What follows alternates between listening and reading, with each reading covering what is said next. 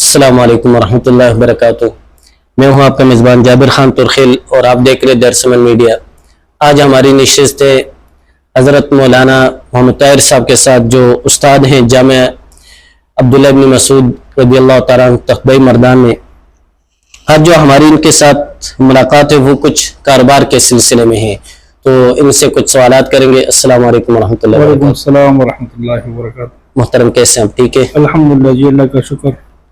اچھا، آپ یہ بتائیں گے کہ علماء کرام کا کاروبار کرنا کیسے ہے، فائدہ ہے یا نقصان؟ چونکہ آپ خود بھی کاروبار میں بھی مدرسے میں بھی پڑھاتے اور ساتھ کاروبار میں بھی نوالد تو. بسم اللہ الرحمن الرحیم. سب سے پہلے تو آپ کا بہت بہت شکریہ کہ آپ نے ہمیں ٹائم دیا، وقت دیا. آپ کا بہت بہت شکریہ آپ کی پوری ٹیم کا.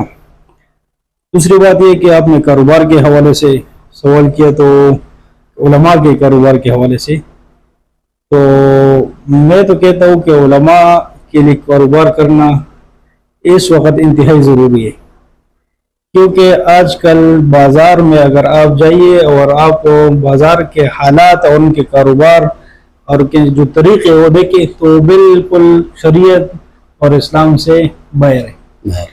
تو جب علماء کاروبار میں آئیں گے اور صحیح شریعت کے مطابق کاروبار کریں گے تو انشاءاللہ پھر اس میں فائدہ ہی فائدہ ہوگا. آپ نے کہا کہ بازار میں سے تو اکثر علماء کرام کو دیکھا ہے، بہت معذرت کے ساتھ بھی، کہ وہ بھی مکروہ کاروبار کے حصہ بنتے ہیں. تو پشتو کا محاورہ ہے نا اردو کا، تربوزے سے رنگ پکڑتے ہیں. تو ظاہر بات ہے جب بازار میں بندہ جاتا ہے اور ان لوگوں کے ساتھ وقت گزارتے ہیں، ان کو ٹائم دیتے ہیں، تو پھر مجبور ہو جاتے ہیں. بعض جگہ ایسے ہوتی ہے کہ ادھر خلاص ہی نہیں ہوتی، مجبوراً ایک کام کرنا پڑتا ہے. اچھا، ایک یہ بھی مشہور ہے کہ مطلب جو علماء کاروبار کرتے ہیں تو اکثر اساتذہ یا دوسرے علماء کرام یہ کہتے ہیں کہ یہ قبول نہیں ہوا. تو اس کے بارے میں آپ کیا کہتے ہیں؟ کیونکہ آپ دونوں کے ساتھ. جی بس اصل میں ہمارا ایک معاشرے کا ایک غلط رواج یہی بن گیا نا. پہلے زمانے میں یعنی ہم صاحب کرام کو دیکھے، اپنے اکابر کو دیکھے، تو وہ دن کے کام کے ساتھ ساتھ کاروبار اپنا کرتے تھے. تو اس کا فائدہ یہ ہوتا ہے کہ وہ خرچے وغیرہ میں کسی کا محتاج نہیں ہوتے تھے. وہ دن کا کام بہت سکون کے ساتھ اور خوشحالی کے ساتھ کرتے تھے، دلگی کے ساتھ کرتے تھے. آج کل علماء اس چیز سے ہٹ گئے تو ان کا نتیجہ یہی نکلا کہ بس دوسروں کے جیب پر نظر. اور یہ کہ لوگ بھی آج کل معاشرہ ایسے کہ اگر کوئی عالم کاروبار میں چلا جائے تو کہتے ہی دنیا پرست مولی، دنیا دار مولی. اگر ادھر صرف مدرسے میں پڑھانے پہ لگ جائے تو کہتے یہ تیار خوار ہے، وظیفہ خوار ہے. بس مختلف لوگوں نے تو کسی حالت میں نہیں چھوڑنا.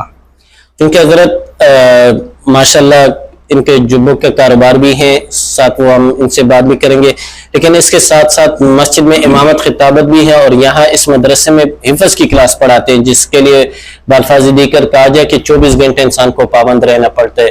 تو مطلب آپ کاروبار کے ساتھ ساتھ یہ ساری چیزیں کنٹرول کر جی الحمدللہ. میرے پاس ادھر اس مدرسے میں الحمدللہ حفظ کی کلاس بھی ہے اور ان کے ساتھ ساتھ میری ایک مسجد ہے، اس میں 5 وقت کی نماز بھی پڑھاتا ہوں، جمعہ وغیرہ بھی پڑھاتا ہوں. اور ان مصروفیات کے ساتھ ساتھ میں نے یہ کاروبار بھی شروع کی، کاروبار بھی کرتا ہوں جس کو عربی جبے کہتے ہیں، عربی جبے. جی تو بس یہ بھی بنا کے بیچ دیتے. تو آپ عالم ہیں، پھر اس کاروبار کا کیسے سوچا اور کہاں سے یہ سوچ اور خیالات؟ بس تقریباً فراغت کے 1-2 سال بعد، تو 1-2 سال تو ایسے ہی درس و تدریس میں گزرے. پھر اچانک خیال آیا آپ نے عربی جبے کا نام لیے، لیکن اپنے جس نام سے آپ چلاتے ہیں یا مطلب کس نام سے بناتے ہیں وہ بھی ذرا بتا دیتا کہ اگر میرا جو دکان ہے یا جو کاروبار کا نام ہے المدنی جبہ سینٹر. المدنی جبہ سینٹر اس نام سے ہے. اور پھر اس میں مختلف مدارس میں یا طریقہ کار اس کا کیا ہوتا ہے؟ اگر آپ سے کوئی ساتھی اگر بنوانا چاہتے ہیں تو پھر رابطہ کر کے پھر ناپ وغیرہ دے کے آرڈر دے کے چیز ہم اس کے پاس بھیج دیتے ہیں، جب ان کو پسند آتے ہیں پھر اس کے بعد وہ ہمیں پیسے بھیج دیتے ہیں۔ تو یہ بھی آپ کو پتہ، لوگ آج کل آن لائن میں دھوکہ بہت دیتے، تو آپ بھی اس طرح کے بھی دھوکہ دیتے کس کو کوئی چیز ایک بتا کر اور پھر بھیجے دوسری؟ نہیں، الحمدللہ آج تقریباً 2.5-3 سال ہو گئے کاروبار کو، آج تک ایسی کوئی نوبت نہیں آئی۔ جو چیز بتاتے وہی چیز بنا کر بھیج دیتے، اور ساتھ یہ بھی بتاتے کہ چیز پسند ہو تو رکھ کر پیسے بھیج دو، اگر چیز پسند نہ ہو تو بس مہربانی کر کے واپس بھیج دیں۔ ایسا بھی کبھی ہوا کہ کسی نے چیز بھی رکھ اور پیسے بھی نہیں، ایسا کبھی نہیں ہوا۔ ہاں البتہ ایسے ہوئے کہ 3-4 دن یا تقریباً ہفتہ بعد پیسے بھیجے چیز رکھ کر، ایسا ہوا ہے، لیکن کسی نے ابھی تک ایسا نہیں کیا کہ چیز بھی رکھی ہو۔ اس کام میں جب آپ انوالو ہوئے تو آپ کو فائدہ ہوتا ہے یا نقصان ہوتا ہے؟ نہیں، الحمدللہ فائدہ ہوتا ہے۔ تو آپ دوسرے علماء کرام کو یا خاص کر جو نوجوان فضلاء ہیں ان کو کیا ترغیب دیتے ہیں کہ ان کو بھی کسی کاروبار میں حصہ لینا چاہیے کہ نہیں؟ میرا تو مشورہ یہ ہے سارے علماء کو، اکثر جو فضلاء ہے یا نئے ساتھی ہے نوجوان فضلاء، کہ دینی مصروفیات کے ساتھ ساتھ کچھ نہ کچھ کاروبار کرنا چاہیے۔ ایک رائے پھر آپ سے آخری سوال بھی پوچھتے ہیں کہ صرف مسجد مدرسے میں رہ کر آپ کی رائے کے مطابق، چونکہ آپ دونوں کے ساتھ کام کر رہے ہیں، کہ صرف مسجد مدرسے میں رہ کر دین کی صحیح طرح خدمت کی جا سکتی یا ساتھ میں اپنا کاروبار ہو تو دین کی صحیح طرح خدمت کی جا سکتی؟ میں تو کہتا ہوں کہ مسجد میں رہ کر بھی خدمت کی جا سکتی ہے، لیکن مسجد سے باہر رہ کر بھی لوگوں کے حال احوال جان کر بھی اور ان کی اصلاح کی نیت سے یا ان کی جو غلطی ان کو دیکھ کر بندہ صحیح پر ان کی تربیت بھی کر سکتے ہیں۔ جزاک اللہ خیرن، آپ کا وقت ہے، بہت بہت شکریہ۔ بہت بہت شکریہ، جزاک